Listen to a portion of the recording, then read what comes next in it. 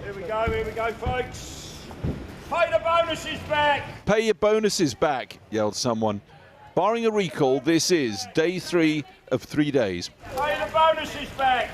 Today, the chance for barristers representing the sub-postmasters to, in legal jargon, get stuck in. They did. For example, with Mr. From the off, Ed Henry KC demanding why Paula Vennells allowed innocent sub-postmasters like Lee Castleton to be falsely prosecuted. And you instigated no investigation into why £321,000 of public money was used to crush him and grind him into the dirt.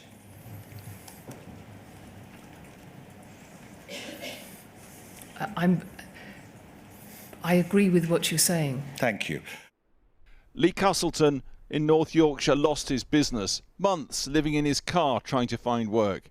Today he and all the other victims had their wrongful convictions quashed by Parliament. Ed Henry pressed on. This is La La Land, isn't it? You led through deception, manipulation and word weaving the reality you wanted in place. I was trying to address a culture in the organisation which I had found to be command and control, where people couldn't speak their minds and they couldn't speak up. Then Sam Steen KC, also for the sub-postmasters, opened up. Problem after problem with the Horizon computer system. All of these coming one after another, bang, bang, bang, attacking the Horizon system. By the end of 2013, you can have been in no doubt, Ms. Vennells, that the Horizon system needed investigation, needed inquiry, needed a deep investigation and review. Do you agree, Ms. Vennells? Mr. Steen, I wish we had done that. I absolutely wish we had done that. I still had confidence in the Horizon system from, as the inquiries heard, the fact that it was working for the majority of people. I had not understood. I did not have the detail that I have today, and had I had that, my view would have been very, very different. You failed, didn't you? You failed to get into this on your account. You failed to ask the right questions. You couldn't be bothered, could you, Ms. Vennells? The risk was too great. Looking under that rock, you're going to find a problem. It's going to devastate the post office, ruin it. You couldn't let that happen, could you, Ms. Vennells? I loved the post office. I gave it... I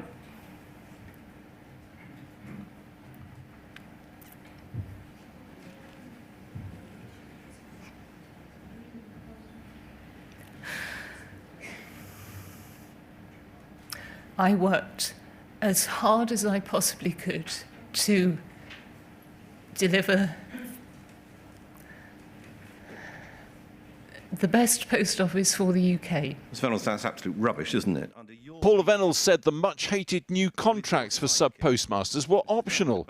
Compulsory, yelled a sub-postmaster in the room. It was optional, and those so this... I'm sorry? No, people should not shout out from the public gallery, otherwise they'll be removed. 2014. This afternoon, a witness statement revealed how Post Office Comms Director Mark Davis dismissed the bankrupting, the suicides, the forced imprisonment of sub-postmasters as lifestyle difficulties and lifestyle problems. As Joe Hamilton, on the right, wrongly prosecuted, looked on. The inquiry heard Paula Vennells' comments just days later about Mrs. Hamilton's appearance on TV. But I was more bored than outraged. And to audible groans. Joe Hamilton lacked passion and admitted false accounting on TV. They were triumphalist remarks, and you regret them now because you're here. Oh, I completely agree. I apologise to Mrs. Hamilton, and I'm deeply sorry that I was so rude to you in that email. She left again to shouts of repay your bonus. Paula Vennells earned £5.1 million in her time as post office boss, almost 400,000 of it in performance-related bonuses. Alex Thompson reporting. Well, with me here now are two of the wrongly accused sub-postmasters, Janet Skinner and Lee Castleton. Thanks so much for coming in. Now, you were both there today listening to Paula Vennells give evidence. There were tears, there were apologies. Is that what you needed, hoped for, expected? Not really. I think the comment I liked today was how much she loved the post office. She's loved it that much that she's helped destroy it. Well, true. The other, for me, tears, she'll never cry as much as our families over the pain that's been caused. This could have stopped 10 years ago. She had all of the information in front of her. 2013. In 2013, if she just looked at the answers instead of not asking the questions, this would have ended. I mean, the answers. Knowing that, what is that like? I mean, you went to jail. I did, yeah. I think you just sit there. I mean, on Wednesday, we had a little bit of empathy for her, didn't we? Because of the fact that she was sat there and she was getting all this hatred thrown at her, which must have been quite isolating for her.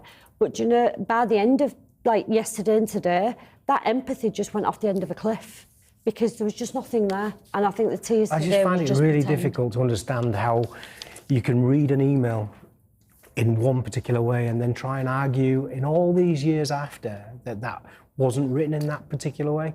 And that just, it's disingenuous. It's so painful to listen to. Really. I mean, it does seem that there was quite a big disconnect. For example, she looked very upset today, crying on a number of occasions, and the tone that she had taken at the time in those emails. We look particularly at this one about Joe Hamilton appearing on television. I was bored rather than outraged. I just wonder, which one do you think is the most genuine? I think the way that it was read out originally by Tim Maloney, When you write an email 10 years ago, I think it would be quite difficult. You don't think it's going to come back into the public domain, do you? I think it's quite difficult to argue that you didn't. In fact, she didn't say that she didn't mean it that way, but it's hard to change the meaning of an email 10 years on, and I'm absolutely sure that it was a strong leadership in her mind of disrespecting and shameful behaviour. I mean, she named a number of people in her leadership team. She seemed to be suggesting that they had failed her, in fact. But where do you think... She was the CEO. It was her job to gather that information. She was at the top of that chain. She should have been aware of everything that was going on. She was, from what I can see, they are literally all overpaid and underqualified because not one of them seemed to know the job description. Select committee, she said the buck stops with her. And that's, you know, all the answers were there. It's just that she failed to recognise them.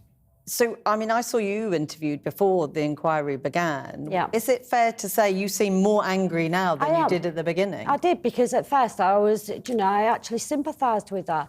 But now, after listening over the past couple of days, all it's done is just made me more angry, because at the end of the day, she is the one that was in position. She was in charge, and I actually thought she would come in and give better answers.